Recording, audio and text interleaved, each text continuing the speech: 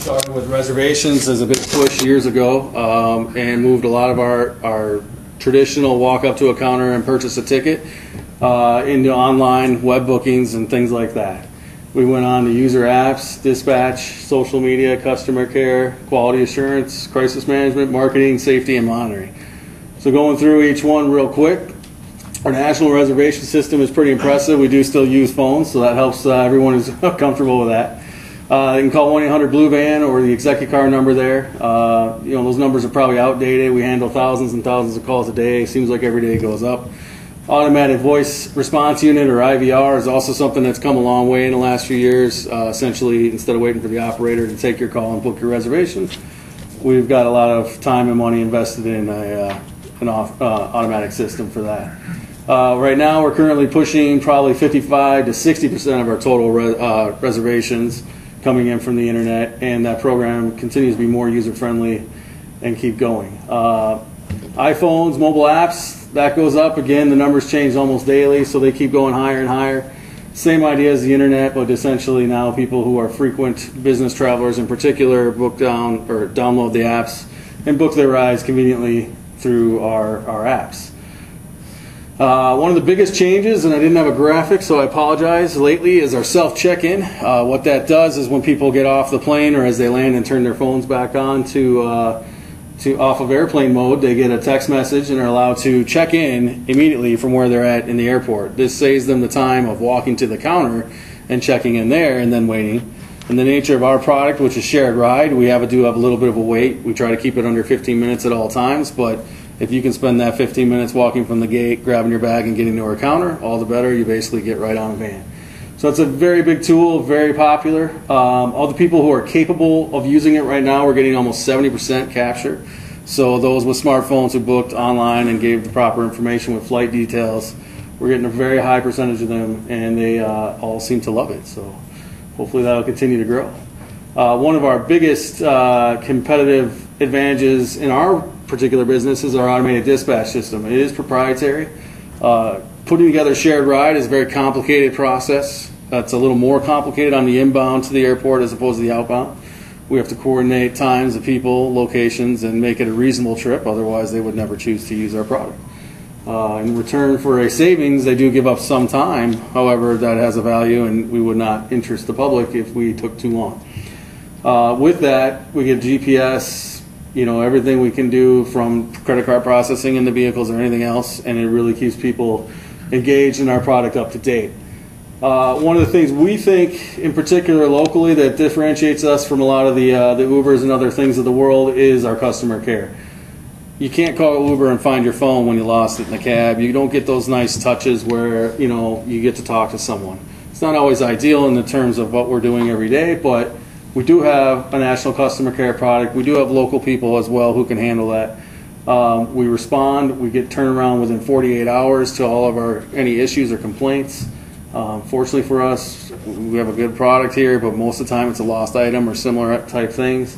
And we work with the customer to figure out a way to fix it. Most of the time, that's a big chance for us to gain a customer for life by really going above and beyond their expectation when something did go less than perfect and fixing that problem for them. Our survey is also a newer item. I'd say about 18 months ago we started this.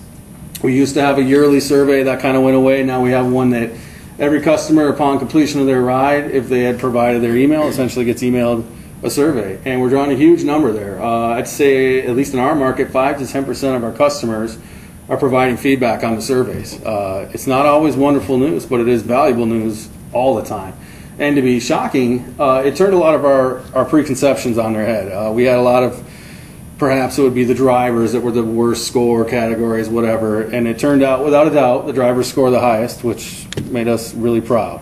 The people, the men and women driving and taking our passengers to and from the airport and their homes are doing an exceptional job, and this was a great chance for us to learn that for sure, recognize it, and keep targeting other areas where we want to see improvement. I'm proud to say our market is one of the top 10 or 8 cities, depending on the month, continuously, and we keep, just like the airport does, we keep trying to copy our brothers and sisters out there and figure out what can be a little better done and how they do it. We have a lot of national marketing channels, and like any business today, you have to have those. Tour wholesalers are obviously a huge one, and that would be your travel agents, and then online travel agencies like Expedia and Travelocity. A little more direct would be going to the airlines and the hotels, but this day and age, most people book through a agency like Expedia or something like that. So continuing to invest and have the presence there, and then also have our reservation system capable of integrating with those is a key feature that really supports our business. We have travel memberships and other travel organizations. I mean, they are a factor, but nothing is going to compare to the big online presence that the online travel agencies have. We do see stuff in traditional media. Web marketing, I guess, isn't quite traditional, but I pretty much consider it nowadays. Email blasts, mobile marketing, print. We really don't do a lot of print anymore, but airline magazines is about what we're down to there. And then TV and cable in specific spot markets. And locally, this last year, we did a little promotion with the public television and had a spot during the holidays and some of their fundraising telethons. So we do that. A big tool for us also is what we call landing pages. This is just an example of a hotel's landing page. We do this for any group coming into town. Our wonderful sales team, headed up by Pete Sapanos, basically gets permission from whatever organization, and many of you probably saw when booking your rides for this event, to click the link, boom, you're right in the SuperShuttle's page, you book your reservation, and that's a key tool for us to get exposure to customers or travelers as soon as possible. In terms of safety, that's another big area where technology is huge, and I think another area where we can really outpace the Ubers and other companies in the world that are operating as TNCs, where they really don't have assets in terms of hard assets. We do in terms of vehicles and things like that, and one of the key things we do with our vehicles is install smart drive cameras. These cameras are very sophisticated. They record anything from yawning to improper driving, or if there was any incident between passengers in the vehicle or anything else. It's a nice safety feature. I think it makes people feel comfortable. The drivers have learned to love it, actually. There was some resistance in the early days of it, but overall, safer is always better, and it protects you in a lot of ways from things that could come up and lead to lawsuits or anything else. In the same mental approach, we have a thing called FileBound, which is essentially a master database for all of our documents related to any of our vehicles, operators, or any employee driver.